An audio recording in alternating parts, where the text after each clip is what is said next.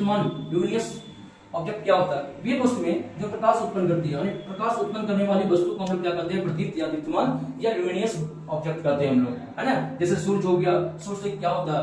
मुख्य स्रोत है ऊर्जा का, है ना। रोशनी का, प्रकाश का मुख्य स्रोत है, सूरज से रोशनी निकलती है जो हमारे धरती से टकराकर, है ना, टकराती है और उसके कारण हम आसपास की चीजों को देख पाते हैं। बिजली का बल्ब का जलना, है ना, जलता बिजली का बल्ब, अगर हमारे रूम में अंधेरा है, लाइट आई, बिजली का बल्ब जला तो क्या हुआ? रोशनी फैल गई, जलती मोमबत्ती, है कि नहीं।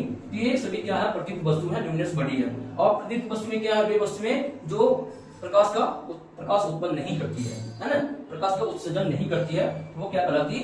अप्रदीप्त वस्तु कहलाती है। अप्रदीप्त वस्तु जैसे कि टेबल, कुर्सी, पेड़ पौधे, पुस्तक, ये सभी चीजें है जो प्रकाश जिसे उत्पन्न नहीं होता है उसको हम लोग अप्रदीप्त वस्तु कहते हैं। प्रकाश की किरण के बारे में हम जानते हैं। प्रकाश की किरण क्या है? एक सरल रेखा में चलने वाले प्रकाश को प्रकाश की किरण कहते हैं। प्रकाश की किरण में क्या डिफरेंस हुआ? एक सरल रेखा में चलती है तो उसको क्या कहते हैं? प्रकाश की किरण।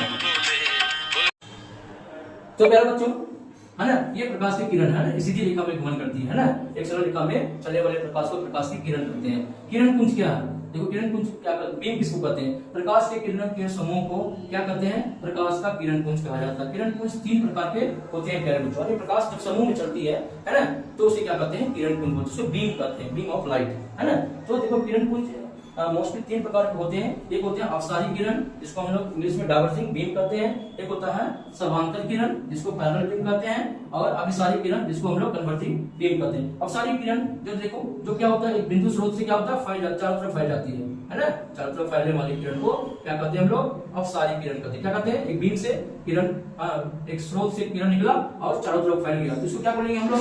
क्या बोलेंगे? अपसारी। क्या बोलेंगे? अपसारी। इसको बोलेंगे अपसारी, है ना, अपसारी किरण।